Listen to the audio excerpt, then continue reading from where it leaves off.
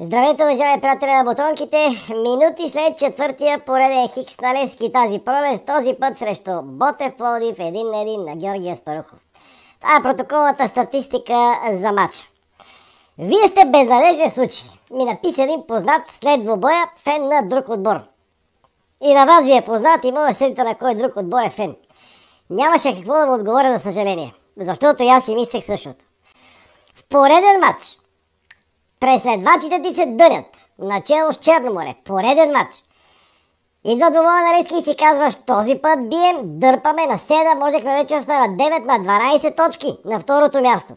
Биеш и забравяме, Европа ти е в кърпа вързана. И пак не биеш. Идва ти Ботев Пловдив в най-разнебитения си вид от години. По-анемичен Ботев Пловдив кога е идвал, кога ще дойде пак? Черноморе се издънил вчера. Дежавю след дежавю, пореден уикенд. И Левски не бие. Издъни се с Славия. Издъни се с Арда. Сега се дъни с Ботев Пловдив. И Арда и Ботев отбори, които играят в футбол. Не те джаскат, не правят шпагати над коляното и така нататък. И Левски не може да победи. Играе без зъбо, играе ялово. Не може да затваря мачовете.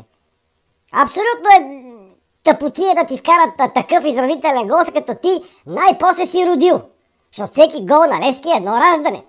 Напъваме цялото първо полувреме, играеме добре, нищо. Почва второто полувреме, перфектно центрира Фабио Рима, супер пош. Удар с глава, класически на Алекс Колев, който ме силно критикува за статичната си игра преди почивката. Вкарва гол 1-0, мята си фанелката, откраднаха му, домакина носи нова фанелка. Получаваше от картон гол майстора, целият стадион на крака, викаме това матч край, сега след малко втори гол, тия не могат да изравнат 10 дена да играеме, толкова са ялови. Нищо подобно, една минута след това гол. Топовен изстрел далече, 1-1. От тук нататък в Левски настъпи вцепенение. Все едно друг отбор излезе. И колкото по-напредваше времето в матча, Ботев почнаха да се залежават. В приличен вид, не беше драматично лежане като Славия, примерно. И толкова повече Левски се скапваше. Мухи без глави ги нареках преди един или два епизода. Днес беха от мухи хвър по-надолу. Не знам. Така че големия яд от този добой до първо от факта, че Левски не го спечели, не дръпна убедително на второто място, второ от начина, по който го направи. Изключително българска история, да не кажа глупава и тъпа, да ти вкарат такъв гол една минута като си повел. При следващата атака, преди 2 седмици в Кърджали, стана абсолютно същото. Това е пълна липса на концентрация, това е пълна липса на умение да владееш мача, да надвиеш съперника, да затвориш играта. Левски не може да затваря мачове. Първо не може да надвие съперника, това го отбелязвам пореден път. Второ, да вкара гол, не може да затвори двубоя. От този си вид Ботев не падна, само от гол Топал Видишко последните кръгове. Отнесе петица вкъщи. От отбор, който идва след 4 дни на Герена, от 48. Ботев яде бой, та яде бой. И ти идва на Герена готов. Канарчо на тепсия. И ти, не, хикс, пак хикс, четвърти хикс. Пак на същата дистанция от Черно море. Арде вече влезе в топ 4. ЦСКА си трупа точки. Левски и Черно море си стоят и си викат, ние така ще щиме, втори и трети, само че има още много мачове. Левски е взел куфара си от шкафа, ще пътува за Европа лятото. Обаче, първо много дълго го търси и не може да го намери. И накрая не може да го затвори. Сложи вътре най-важните неща, обаче заяжда и ципа и ключалката и катинарчето. И не може да го затвори и ще стои отворен.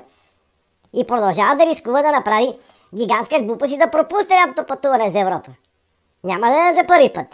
Ако погледнем по-реално на нещата, да кажем какво игра отбора днес, ако не сте гледали добре, сте го гледали да преговорим, може да сте съгласни с мен, може и да не сте. Разбира се, често се случва, това е най-нормалното нещо. Цурам и Охене в средата на терена и Алекс Колев вместо получили толкова много критики за супер яловата си игра и многото безметежни падания по терена, Мустафа Сангаре. Сангарето резерва влезе второто по време, горе-долу и ние с вас така шахме да влезем. Алекс Колев бавен, тромав преди почивката. С направените смени този път не промениха абсолютно нищо. За Сангаре казах, Илян Стефанов се запиля някъде, все си мисля, че може да бъде пробван титуляр. За малко го пускат в гадни момента от мачовете, той да го да се опомни къде е то мача свършва, но това е съвсем друга тема и едно Влизане за протокола на Асен Митков и това е. 3, ако не пропускам някой, 3. Що не влизат още, не знам. И всичко това прави Левски без зъб. Ядосайте се, бе, мазохисти. Ядосайте се, събудете се. Така че, за съжаление, Левски пак не затвори куфара за Европа и си пропилява безценни шансове. Даже да не говорим, че най-големите оптимисти днес отчетаха, че Лудогорец падна.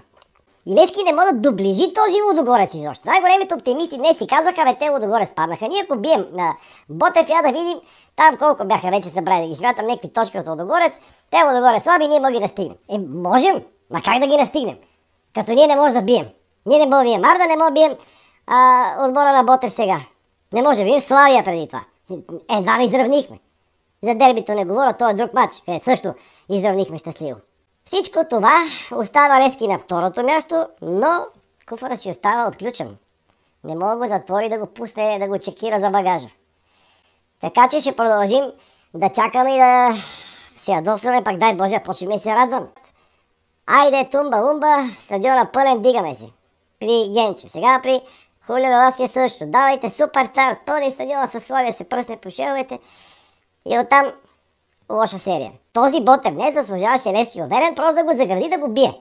С 2-3 гола. Минимум, ако не звучи крайно. Но не се получи. Треперенето ще продължи. За финал някои думи и за поредната тъпотия с сигналните ракети, когато се разигра на почивката. Не искам много да говоря за това, защото те, които целят с ракети, те се кефат, че говорим за тях. Правим ги герои, те за това се кефат. Те ги вкарат панди за Зенко Дена, па се кефат. Правят се на герои, приятелите също са им малумници и им се радват. Те не можеш, че говорят, те си им мучат повече. Това е горе-долу на това ниво. За съжаление става целият стадион. Колко трябва да си празноглавен, за да стреляш ракета към хора? Доколкото видях, първата ракета дойде от сектора на Ботев към А сектор между хора. После една ракета, па да не остане без отговори от този сектор към жълточерните. И те отидаха нагоре към таблото. Между другото, ако не се лъжа, тая тъпотия с ракетите почна баш от Ботев и Левски преди години. Мухи без глави. Благодаря ви, че днес ни гледате.